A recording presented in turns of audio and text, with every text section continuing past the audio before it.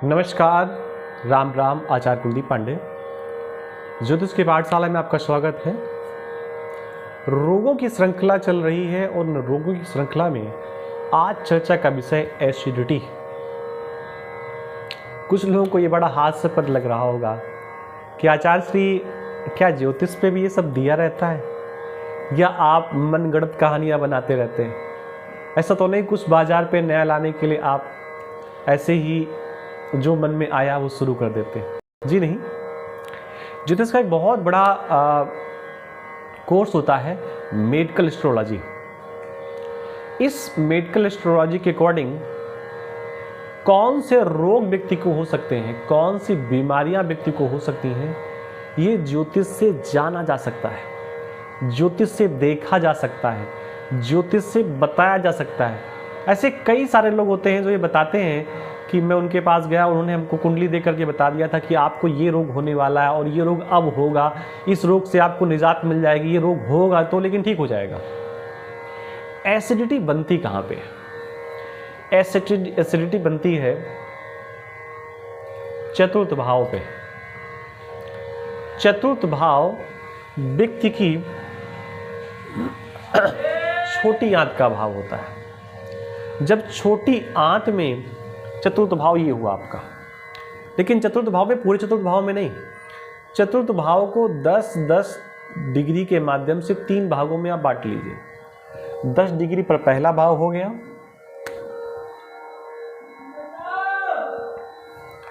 10 degree पर इसी का मध्य का भाव हो गया और 10 डिग्री का यहाँ लास्ट का भाव हो गया। इसको थोड़ा और आगे डिटेल में देखिए, 30, 30, 60, 30, 90 और 90 में 20 और जोड़ दीजिए तो हो गया 110।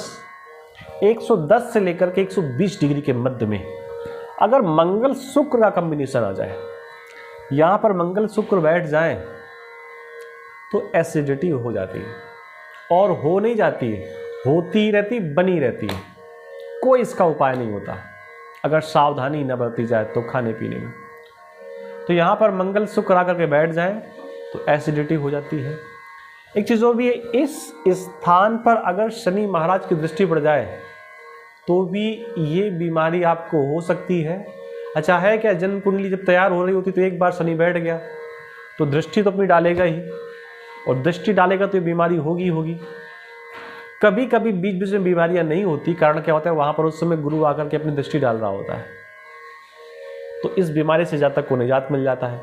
शनि महाराज अगर सेकेंड भाव पर बैठे हों तो तीसरी दृष्टि यहाँ पर डालेंगे, 10वें भाव पर बैठे हों तो सप्तम दृष्टि यहाँ पर डालेंगे, और सप्तम भाव पर बैठे हों तो 10वीं दृष्टि यहाँ पर डालेंगे।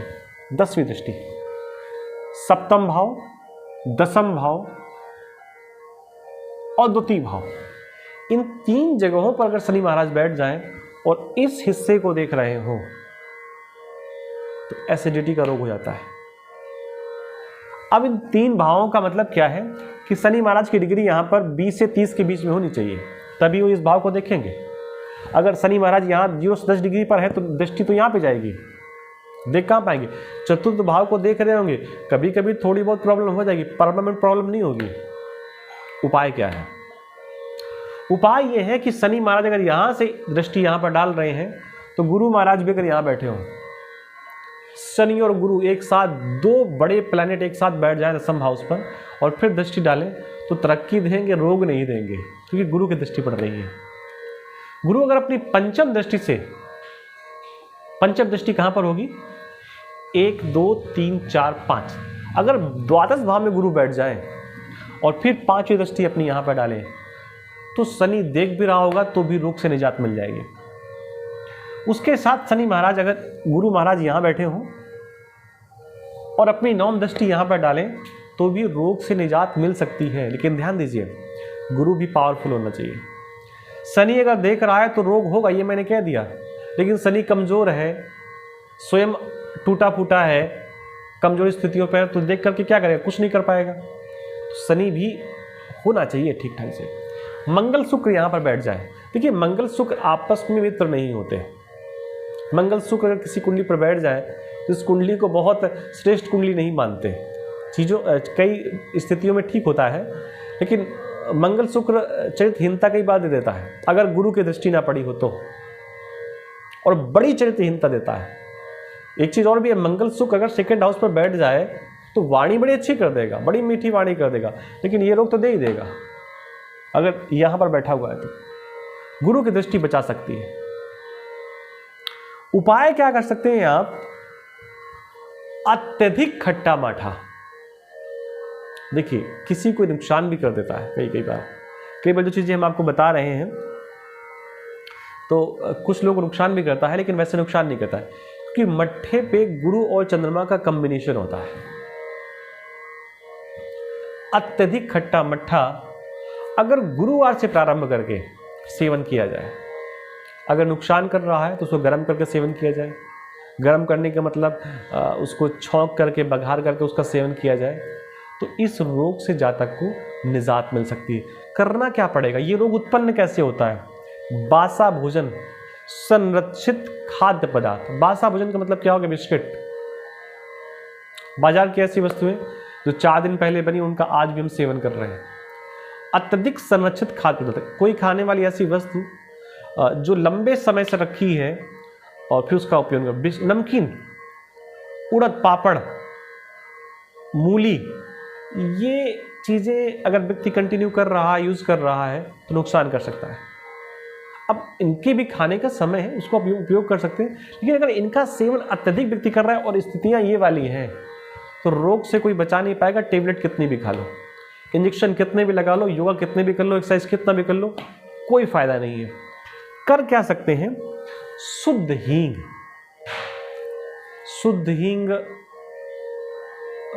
थोड़ी सी गीली होती है, उस शुद्ध हींग को घोल करके गर्म पानी पे, घोल करके गर्म पानी में धीरे से नाभि प्रदेश पर लगाया जाए। नाभि पर लगाया जाए और नाभि प्रदेश के आसपास थोड़ा सा लगाया जाए तो लाभ मिलता है। दूसरा उपाय क्या कर सकते हैं कि